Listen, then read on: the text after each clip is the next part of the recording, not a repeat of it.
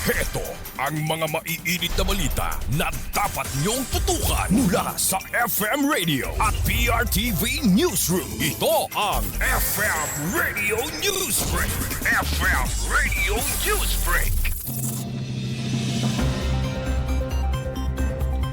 Magandang tanghali mga ka-Vibes. Narito na ang mga maiinit na balita sa ating FM Radio Newsbreak. Pinayuhan ng National Unity Party o NUP ang Kongreso na huwag unahan ang impeachment sa kalagayan ng pambansang issue. Anya, malabo na suportahan ng partido ang impeachment complaint. Laban naman kay Vice President Sara Duterte maliban lang kung may mahalaga at bagong ebidensya na ilalabas naman sa hearings.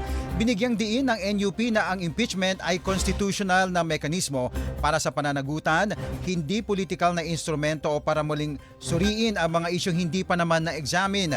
Pinayuhan din ng partido ang Kongreso na unahin ang mga agarang pambansang issue dahil ang impeachment proceedings ay gumugugol na maraming oras at resources na mas mainam ipunta sa ekonomikong katatagan, kaligtasan ng publiko at kapakanan ng mga Pilipino. Subalit nananatili naman ang NUP na bukas sa anumang bagong ebidensya at ipinahayag na ang desisyon ay ibabase lamang sa konstitusyon at batas.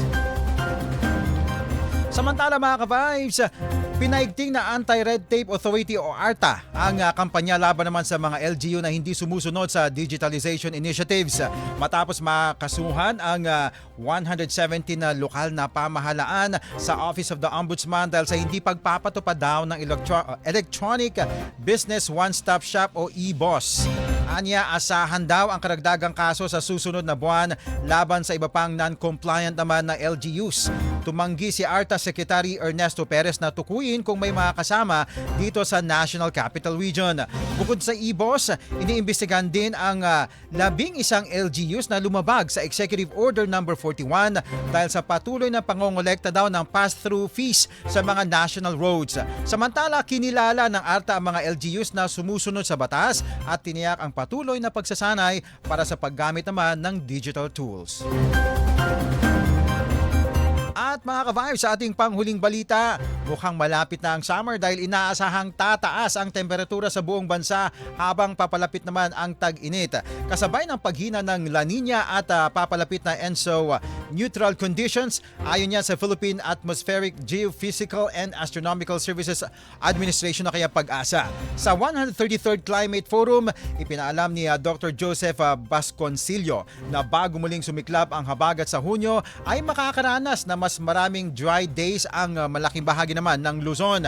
Posibleng umabot daw ang init sa Metro Manila ng 37.5 degrees Celsius sa Abril at 39.9 degrees Celsius naman sa Northern Luzon. At pinayuhan ng PAGASA ang publiko na uminom ng maraming tubig, mag-iwas sa matinding araw at mag-ingat sa mga posibleng sunog sa kagubatan at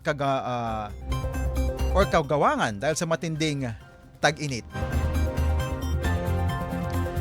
At yan po mga ka-Vibes ang buong kalipunan ng ating pagbabalita para sa ating FM Radio Newsbreak. Maraming salamat at ako po si Cherubim Ganaden. Magandang tanghali. Inyong narinig ang FM Radio Newsbreak dito sa FM Radio, Favorite Music Radio.